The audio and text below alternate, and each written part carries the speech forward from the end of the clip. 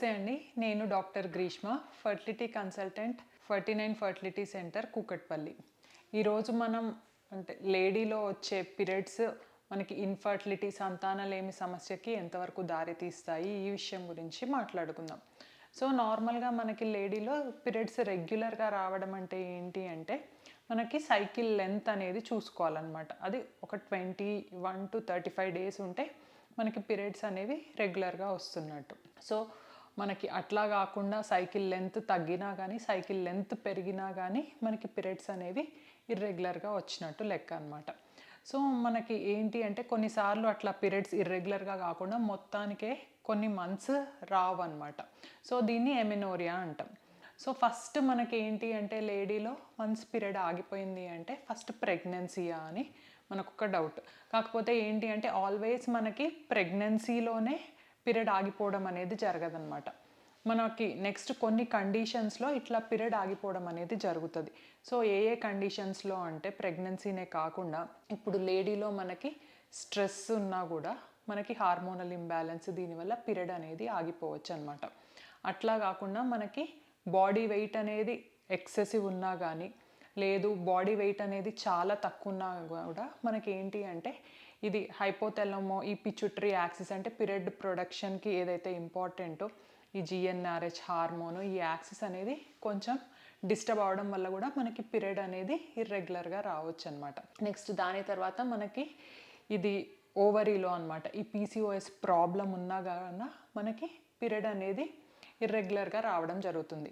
అట్లాగే కొన్నిసార్లు ఏంటి అంటే బాడీలో మనకి క్రానిక్ డిసీజ్ కండిషన్స్ అట్లాంటివి ఏమన్నా ఉన్నా కూడా అంటే క్రానిక్ ఇన్ఫ్లమేషన్స్ కానీ ఇట్లా వేరే క్రానిక్ డిసీజెస్ సీలియాక్ డిసీజెస్ ఇట్లాంటివి ఉన్నా కూడా మనకి పీరియడ్ అనేది ఇర్రెగ్యులర్గా రావచ్చు అనమాట. నెక్స్ట్ వచ్చేసి మనకి హార్మోనల్ ఇంబ్యాలెన్స్ అనమాట. అంటే థైరాయిడ్ ప్రాబ్లమ్స్ కానీ ప్రొలాక్టిన్ కానీ సో ఇట్లాంటివి ఉన్నా కూడా మనకి పీరియడ్ ఇర్రెగ్యులర్గా రావచ్చు అనమాట. ఇంకొన్నిసార్లు ఏంటి అంటే మనము అంటే లేడీలో కొన్నిసార్లు ఓసీ పిల్స్ తీసుకొని నెక్స్ట్ బంద్ చేసిన తర్వాత కూడా మనకి పీరియడ్ అనేది కొంచెం ఇర్రెగ్యులర్ అవ్వచ్చు అనమాట. సో అట్లా మనకి ఇవి అంటే ఏవైనా రీజన్ అయి ఉండొచ్చు అనమాట మనకి పీరియడ్ ఒక్కోసారి మిస్ అవ్వడానికి. ప్రెగ్నెన్సీనే కాకుండా పైన చెప్పినవన్నిట్లో కూడా ఏదో ఒక రీజన్ ఉండొచ్చు అనమాట. సో మనకి ఎప్పుడైతే పీరియడ్ అనేది రెగ్యులర్గా రావట్లేదు మిస్ అయ్యింది అంటే వన్స్ మనం ఒకసారి గైనకాలజిస్ట్ దగ్గరికి వెళ్ళి మనం వన్స్ ఈ చెకప్స్ అన్నీ చేసుకుంటే మనకి రీజన్ ఏంటి అనేది తెలుస్తుంది అనమాట.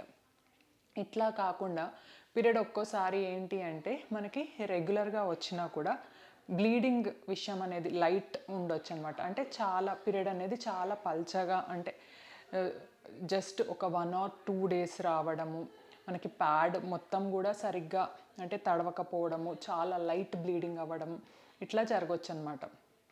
సో మరి ఇట్లా అంటే బ్లీడింగ్ చాలా లైట్గా అయిన వాళ్ళకి ప్రెగ్నెన్సీ రావడంలో అంటే అసలు ప్రెగ్నెన్సీనే రాదా అంటే మనం ఏమని చెప్తాము అంటే నార్మల్గా మనకి పీరియడ్ లైట్గా రావడానికి రీజన్ ఏమై ఉండొచ్చు అంటే ఎప్పుడైనా మనకి ఎండోమెట్రియల్ లైనింగ్ అనేది సరిగ్గా లేకపోతే థిక్నెస్ అనేది సరిగ్గా లేకపోతే మనకి పీరియడ్ అనేది అంటే ఆ లైనింగ్ అనేది తక్కువ షెడ్ అయినప్పుడు మనకి పీరియడ్ అనేది లైట్గా రావచ్చు అనమాట. అంటే ఎగ్స్ కొంచెం తక్కువ ఉన్నా కానీ హార్మోన్స్ కొంచెం తక్కువ ఉన్నప్పుడు కూడా బాడీలో. సో వీళ్ళలో ఏంటి అంటే మనకు ఆ లైనింగ్ డెవలప్మెంట్ సరిగ్గా ఉండదు కాబట్టి బేబీ సరిగ్గా అతుక్కోలేకపోవచ్చు అనమాట. సో వీళ్ళల్లో కొంచెం ఇట్లా అంటే ఫర్టిలిటీ అంటే ప్రెగ్నెంట్ అవ్వడానికి కొంచెం ప్రాబ్లం అనేది ఉంటుందన్నమాట. సో నెక్స్ట్ మరి అట్లా కాకుండా బ్లీడింగ్ అనేది హెవీగా అవ్వితే మరి ఎట్లా దానికి అంటే ఫర్టిలిటీ ప్రెగ్నెన్సీకి రిలేషన్ ఏమన్నా ఉందా అంటే కొంతమందికి ఏంటి అంటే పీరియడ్ అనేది చాలా విపరీతంగా అవ్వచ్చు అనమాట. అంటే మనకు ఒక 2-3 అవర్స్లోనే చాలా ప్యాడ్స్ ఇట్లా మార్చడము, లేకపోతే బ్లీడింగ్ అనేది అసలు ఆగకపోవడము, మోర్ దాన్ 7 days అట్లా కంటిన్యూ అవ్వడము ఇట్లా దేంట్లో చూడొచ్చు అంటే మనకి ఇట్లా హార్మోనల్ ఇంబ్యాలెన్స్ ఉన్నప్పుడు కానీ లేకపోతే ఇట్లా ఎండోమెట్రియోసిస్ లాంటి ప్రాబ్లం ఏమన్నా ఉన్నప్పుడు కానీ. సో వీళ్ళలో ఏంటి అంటే మనకి కొంచెం ఫైబ్రాయిడ్స్ ఇట్లా ఉన్నప్పుడు కూడా మనకి పీరియడ్ అనేది హెవీగా రావచ్చు అనమాట. సో ఇట్లా ఏమన్నా ప్రాబ్లం ఉంది అంటే పీసీఓ ఇట్లా ఉన్న వాళ్ళకి సో డాక్టర్ దగ్గరికి వెళ్ళి మొత్తం ఇవాల్యుయేట్ చేసుకొని దానికి రిలేటెడ్ మనం ట్రీట్మెంట్ అనేది తీసుకోవాలన్నమాట.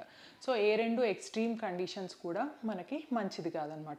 అంటే బాడీలో ఎక్కడో ఏదో చిన్న డిఫెక్ట్ ఉంది అని అర్థం. సో దాన్ని సరి చేసుకోవాలన్నమాట.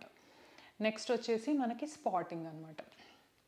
స్పాటింగ్ అంటే మనకి నార్మల్ బ్లీడింగ్ అవుతుంది, కానీ మధ్యలో ఎప్పుడో ఒకసారి చిన్నగా ఇట్లా స్పాట్ లాగా జస్ట్ కొంచెం లైట్గా బ్లీడింగ్ అనేది అవ్వచ్చు అనమాట.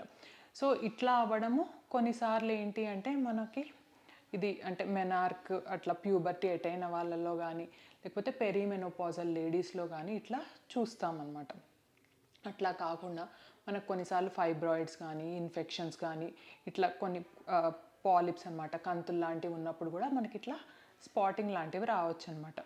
లేదు అంటే కొన్నిసార్లు ఏంటి అంటే కొంచెం మనకి సెక్స్ తర్వాత కూడా రఫ్ సెక్స్ తర్వాత కూడా ఇట్లా మనకి స్పాటింగ్ లాంటివి, లేదు వెజైనల్ డ్రైనెస్ ఉంది మనకి పెరిమెనోపాజ్ ఆ టైంలో ఉన్నప్పుడు కూడా మనకి స్పాటింగ్ లాంటివి రావచ్చు అనమాట. సో ఇవన్నీ కూడా మనం రూల్ అవుట్ చేసుకోవాలన్నమాట. మనకి బ్లీడింగ్ అనేది ఎక్కువగా అయినా తక్కువగా అయినా, లేదు బ్లీడింగ్ అనేది రాకపోతున్నా స్పాటింగ్ లాంటిదైనా, సో ఇట్లా అన్నీ రూల్ అవుట్ చేసుకొని మనం ఒక రీజన్ ఏమై ఉండొచ్చు అనేవి చూసుకోవాలి మనం. Thank you.